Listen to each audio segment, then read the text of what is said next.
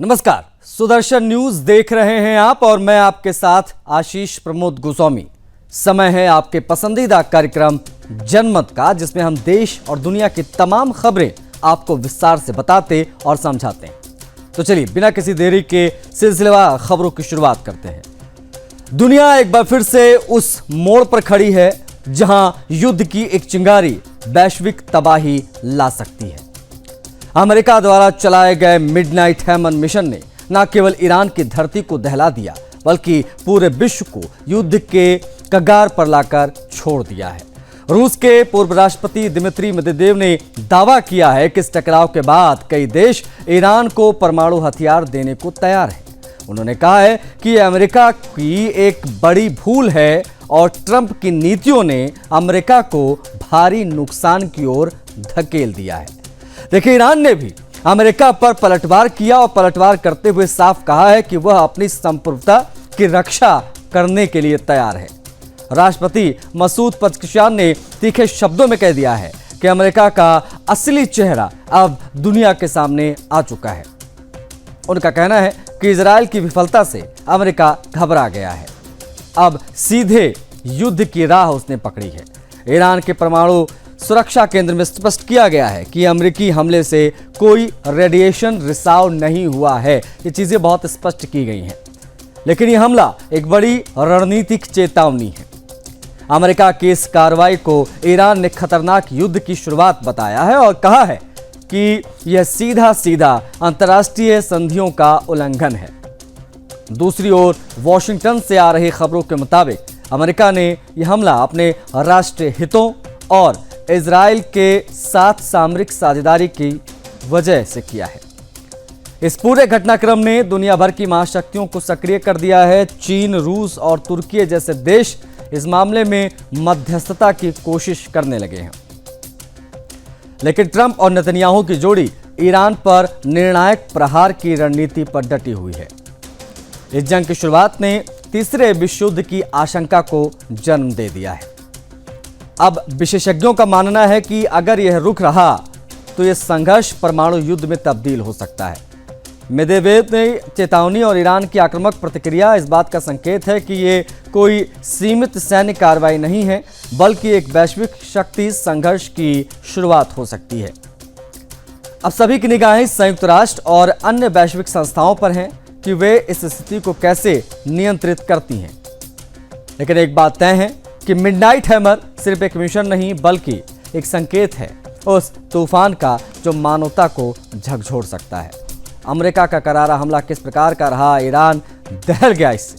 America की entry के बाद में वर्ल्ड वॉर के लिए यानी तीसरे विश्व युद्ध की घंटी बज गई है। ट्रंप नेतन्याहू एक साथ आए। अब इसके बाद इंतजार किया जा रहा है कि रूस और चीन किस प्रकार से इस पूरे अमेरिकी अटैक पर रिएक्ट करता है। Military carried out massive precision strikes on the three key nuclear facilities in the Iranian regime: Fordo, Natanz, and Esfahan. Everybody heard those names for years as they built this horribly destructive enterprise. Our objective was the destruction of Iran's nuclear enrichment capacity and a stop to the nuclear threat posed by the world's #1 state sponsor of terror.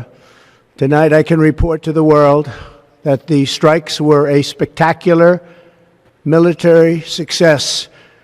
Iran's key nuclear enrichment facilities have been completely and totally obliterated.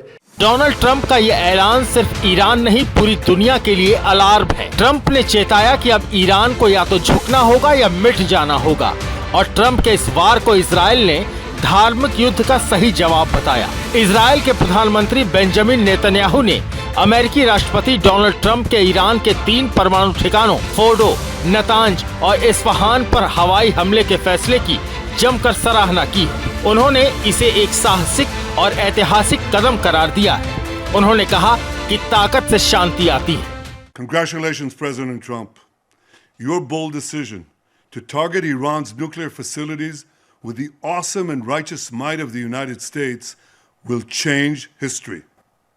In Operation Rising Lion, Israel has done truly amazing things. But in tonight's action against Iran's nuclear facilities, America has been truly unsurpassed. It has done what no other country on earth could do. तो उधर Iran में हुई भारी तबाही के बाद विदेश मंत्री अरागची का भी बड़ा बयान सामने आया। ईरान ने अमेरिका पर आरोप लगाते हुए कहा कि अमेरिका हर वक्त युद्ध चाहता है। साथ ही नेतन्याहू और ट्रंप को चेताते हुए कहा कि अगर खामेनेई को छुआ तो अमेरिका को नर्क से भी बदतर हालात का सामना करना होगा।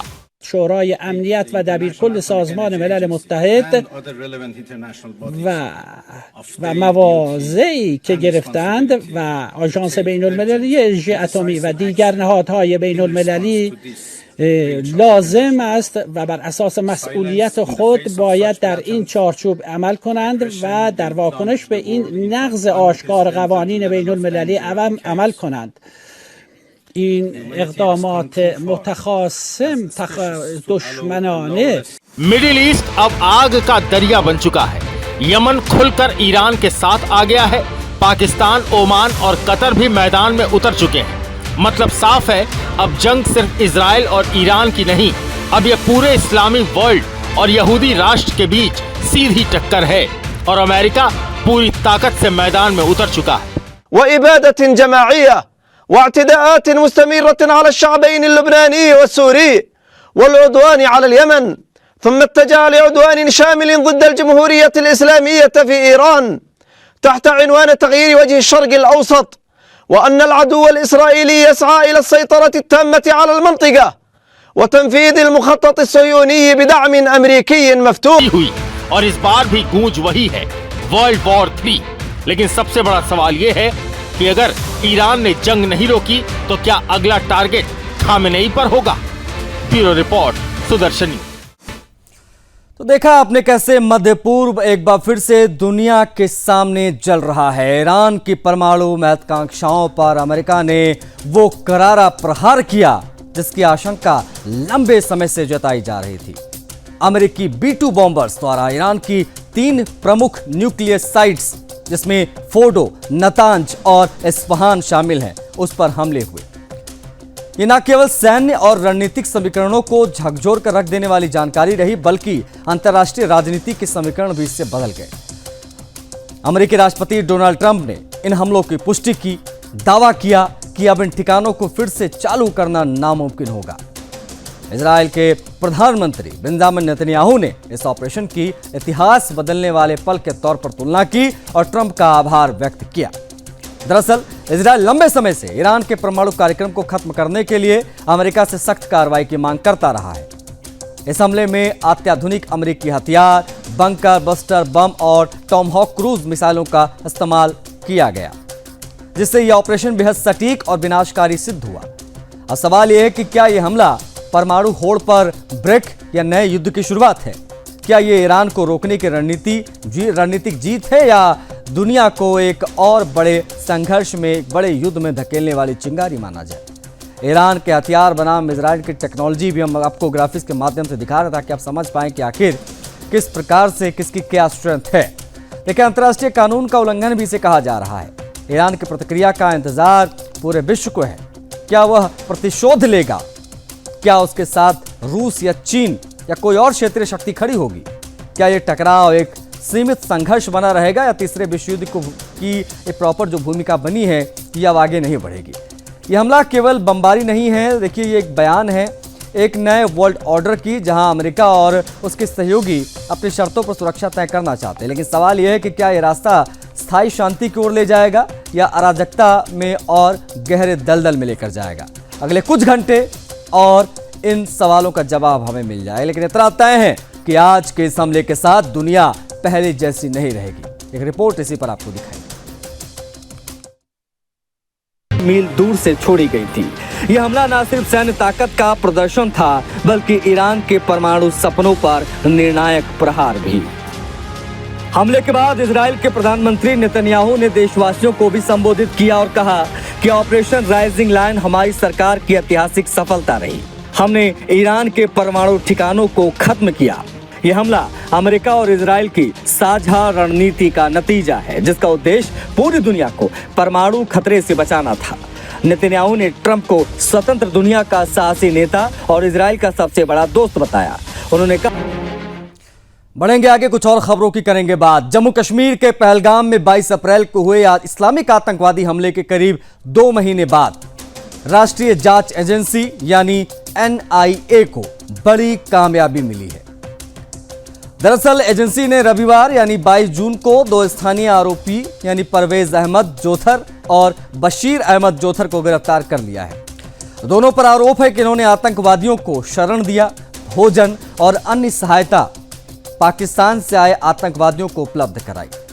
NIA की शुरुआती जांच में पता चला है कि हमले में 3 पाकिस्तानी आतंकवादी शामिल थे जो लश्कर-ए-तैयबा से जुड़े थे। NIA अधिकारियों के मुताबिक परवेज और बशीर ने हमले से पहले आतंकियों को बैसरन मैदान और वहां की सुरक्षा व्यवस्था की जानकारी दी थी।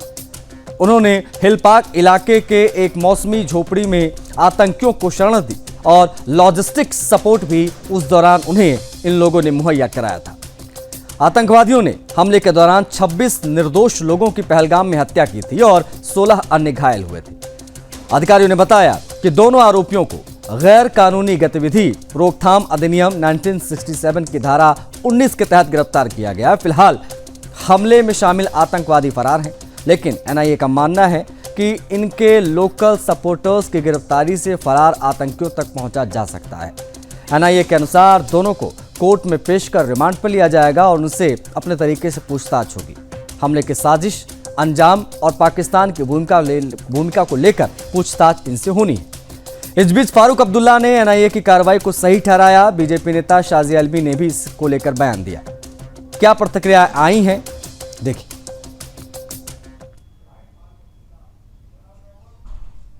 पता लगेगा इनसे वो कौन थे, कहां से आए थे।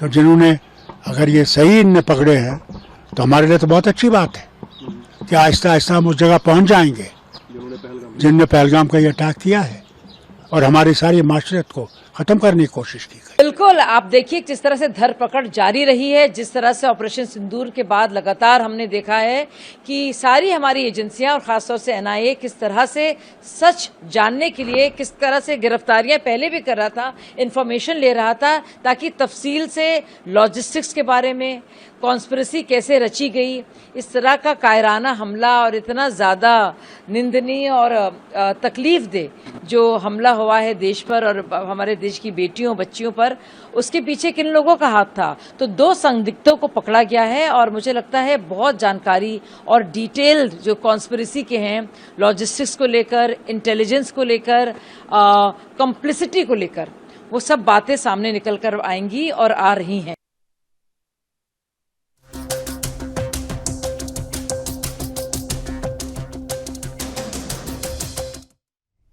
बढ़ेंगे आगे, अगली खबर की बात करेंगे। छत्तीसगढ़ के नवा रायपुर में एक ऐतिहासिक मंच से केंद्रीय गृह मंत्री अमित शाह ने नक्सलवाद के ताबूत में आखिरी कील ठोकने की बात की। NFSU और हाईटेक फॉरेंसिक लैब के शिलान्यास के साथ अमित शाह ने सिर्फ इमारतों की नींव नहीं रखी है, बल्कि नक्सलियों के खात्मे की गिनती भी यहां से शुरू हुई है। शाह ने साफ साफ चेताया है कि अगर हथियार नहीं डालोगे तो इस बार बारिश में भी सोने नहीं देंगे। ये वो चेतावनी है जिसे अब शब्द नहीं, गोली और फोर्स का एक्शन पूरा करेगा। उन्होंने याद दिलाया कि 31 मार्च 2026 तक भारत को नक्सल मुक्त बनाने का संकल्प केवल भाषण नहीं है, एक सुनिश्चित लक्ष्य है जिसे पूरा करने की तैयारी धरातल पर दिख रही है। छत्तीसगढ़ में विष्णुदेव साय की सरकार और गृह मंत्री विजय शर्मा के नेतृत्व में नक्सल विरोधी अभियान को जो नई धार मिली है, वो जंगलों में बैठे हर बंदूकधारी को बेचैन कर रही है। शाह ने कहा है कि अब मुख्य धारा से जुड़ने का आखिरी मौका है, लेकिन देश अब भावनाओं से नहीं, निर्णायक कार्रवाई से चलेगा। सुदर्शन न्यूज भी साफ संदेश देता है, जो राष्ट्रद्रोही बंदूक उठाएगा वो बचेगा नहीं, जो झुकेगा उसे गले लगाया जाएगा। अब समय आ गया है कि राजद्रोहियों को माफ नहीं, उन्हें खत्म किया जाए। नक्सलियों की उल्टी गिनती शुरू हुई।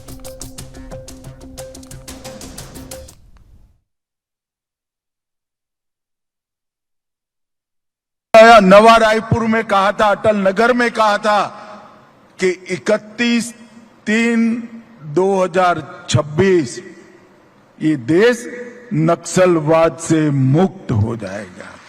और मित्रों, मैं फिर से बात विश्वास के साथ दोहराना चाहता हूं, जिस तरह से सुरक्षा बलों ने पराक्रम किया है, हमारी सूचना एजेंसियों ने सटीक रणनीति बनाई है, हमें लक्ष्य को सिद्ध कर कर रहेंगे।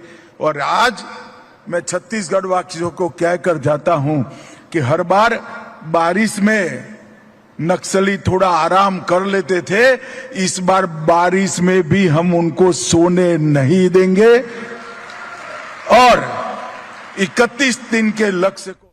पुणे में आयोजित एक पत्रकार परिषद में वारकरी संप्रदाय और हिंदू संगठनों ने संत ज्ञानेश्वर महाराज जी और संत तुकाराम महाराज जी की पालकी यात्रा को लेकर अर्बन नक्सलवाद के एजेंडे, संत साहित्य के अपमान और तीर्थ क्षेत्रों की अपवित्रता पर गहरा रोष व्यक्त किया है। इस मौके पर ज्येष्ठ कीर्तनकार संत वीर बंडात्या कराटकर, वारकरी महामंडल के सचिव नरहरि महाराज चौधरी, स्वामी भारतानंद सरस्वती महाराज, हिंदू जनजागृति समिति के सुनील धनवट और विविध दिंडी प्रमुख, संत और वारकरी प्रतिनिधि उपस्थित थे।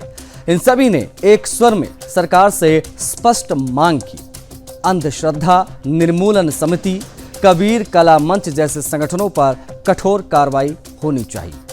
इन संगठनों पर अर्बन नक्सल कनेक्शन के आरोप लगे हैं। उन पर यह भी आरोप है कि वे वामपंथी विचारधारा के माध्यम से यात्रा में घुसपैठ कर वारकरी समाज को गुमराह कर रहे हैं। संगठनों की ओर से यह भी मांग की गई है कि तीर्थ क्षेत्रों में मांस और मद की बिक्री स्थायी रूप से बंद की जाए। साथ ही संतों, धर्मग्रंथों, वारकरी परंपरा का अपमान करने वालों पर कड़ी कानूनी कार्रवाई हो। वक्ताओं ने केंद्र और राज्य सरकार से शीघ्र ईश निंदा विरोधी कानून बनाने की अपील की है। इसके अलावा धर्मांतरण और जातिवाद फैलाने की साजिश रचने वालों को बेनकाब करने तथा उनके खिलाफ कड़ी से कड़ी कार्रवाई की मांग की गई है।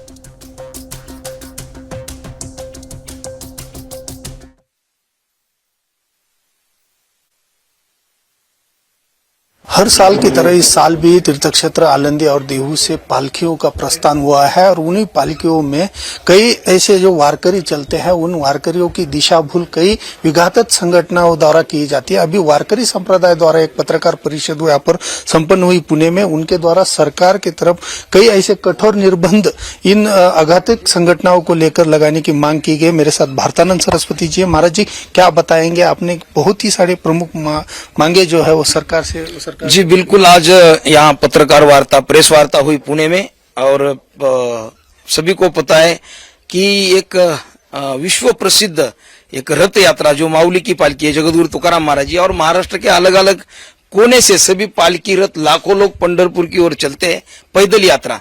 और इसी यात्रा में और जो वारकरी संप्रदाय है एक मानवतावादी वसुदैव कुटुंबकम, अब मराठी अभंग या पद अगर कहे, हे विश्वची माझे अगर ज्ञानेश्वर महाराज जी का कहना है, उनका सिद्धांत है जो सनातन का सिद्धांत है, वसुदैव कुटुंबकम, पूरे विश्व को परिवार मानते।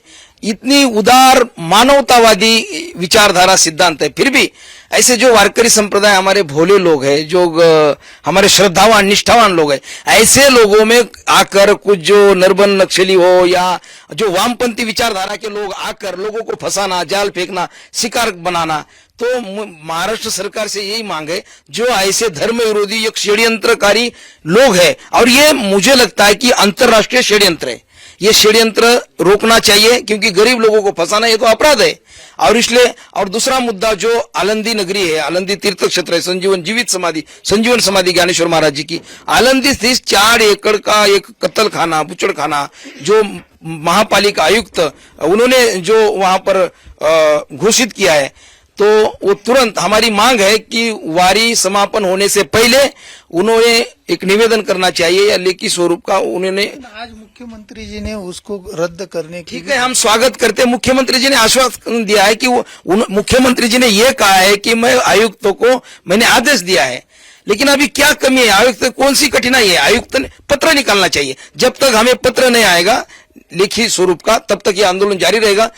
नहीं तो सभी लोग एक तीव्र आंदोलन करेंगे और किसी हालत में हम आलंदी महाराष्ट्र संतों की भूमि है, ऐसे भूमि पर हम पवित्र भूमि पर खून नहीं बहाने देंगे। हमारे खून बहाएंगे लेकिन गौ माता का खून नहीं बहाने देंगे। बिल्कुल पवित्र भूमि पर खून नहीं बहा जाएगा। सुनील घनवट जी हिंदू जन जागृति समिति के क्या बताएंगे? आपने भी कई मुद्दे यहाँ पर उपस्थित किए, बहुत ही चिंताजनक मुद्दे हैं, क्योंकि वारकरी संप्रदाय को कहीं ना कहीं यहाँ पर जो है उनकी दिशा भूल करने का कई वामपंथी विचारधारा के लोगों का षड्यंत्र यहाँ पर आपने को बताया, क्या बताया?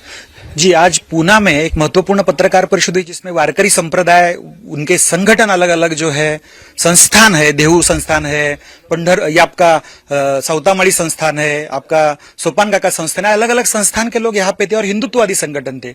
ये मांग यहाँ पे की गई कि जो वारी का अपलाभ लेने के लिए, वहां पे एक फायदा उठाने के लिए कुछ अर्बन नक्सलवादी विचारधारा के लोग यहाँ पे आते हैं, चाहे वो पुरोगामी हो, वामपंथी हो, कम्युनिस्ट हो या फिर कबीर कलाम मंच जैसे लोग हो, अंधश्रद्धा निर्मूलन समिति हो। अंधश्रद्धा निर्मूलन समिति के बैकग्राउंड तो ये है कि उनके संगठन में कार्य करने वाला कार्यकर्ता जिसका नाम प्रशांत कामड़े हाल ही में पाया गया रायगढ़ जिले में, जो अर्बन नक्सलाइट का काम कर रहा था। इनके कई कार्यकर्ता इससे पूर्व भी चंद्रपुर गोंदिया में पाए गए हैं जो नक्सलाइट में काम कर रहे हैं। तो ऐसी संगठन के लोग अगर वारी में आते हैं और वहां पे प्रचार प्रसार करते हैं तो उनका एजेंडा क्या है, इसके ऊपर गहरा चिंतन करने के उपरांत बंडा तात्या कराड़कर है, नरहर महाराज चौधरी है, सभी संस्थान के जो प्रमुख उनके विश्वस्त है साहब यहाँ पे आए थे और इन्होंने कड़ा विरोध किया सभी बातों का। सरकार को यहाँ पे बताया है कि वारी के मार्ग पे नहीं होना चाहिए। ये जो पैदल यात्रा यहाँ पे निकालती है, धार्मिक यात्रा है यहाँ पे, कि इनको प्रतिबंधित करना चाहिए, अपना एजेंडा चलाने के लिए यहाँ पे आते हैं। और इसके साथ साथ जो तीर्थ क्षेत्र है जहां पे केवल कुछ काल के लिए ही प्रतिबंध नहीं होना चाहिए, मध्यम मांस के लिए हमेशा के लिए यहाँ पे प्रतिबंध होना चाहिए, कम से कम 5 किलोमीटर के परिसर में। यह भी मांग आज की इस पत्रकार परिषद में ली गई है। और जो वैष्णव है, वारकरी जन है, इनके जो तीर्थ स्थान है जैसे देहू, आलंदी, पैठन, पंढरपुर, तो यहाँ पे जैसे बालाजी मंदिर के परिसर में 10 किलोमीटर में कोई अपना अन्य धर्मीय प्रचार प्रसार नहीं कर सकता है। आलंदी जैसे क्षेत्र में धर्म प्रचार यहाँ पे हो रहा है, उनके धर्म का या फिर धर्म परिवर्तन हो रहा है, तो इसको प्रतिबंधित अगर करना है तो सरकार ने वारकरियों के तीर्थ स्थान है यहाँ पे जो कानून है, इस परिसर में 10 किलोमीटर के अंतर में कोई धर्म का प्रचार प्रसार नहीं कर सकता है, ये कानून जारी करना चाहिए, मांग यहाँ पे की गई है। बिल्कुल, यहाँ पर वारकरी संप्रदाय के जितने भी जो तीर्थ क्षेत्र हैं वहां पर एक कठोर कानून बनाया जाएगा और उनके ऊपर जिस तरीके के वो जो वामपंथी संगठन हो जा रहा है, जो अपप्रचार ये तीर्थ क्षेत्र आलंदी और देहू से जाने वाली पालकी यात्रा में हो रहे हैं, उसे जल्द से जल्द रोकना चाहिए। ये मांग आज वारकरी संप्रदाय और तमाम हिंदुत्ववादी संगठनों द्वारा रखी गई है। कैमरा पर्सन संदीप के साथ दीपक चौहान, सुदर्शन न्यूज, पुणे। चलिए, इस रिपोर्ट के साथ जनमत में आज के लिए बस इतना ही। मुझे आज्ञा दीजिए। जय हिंद।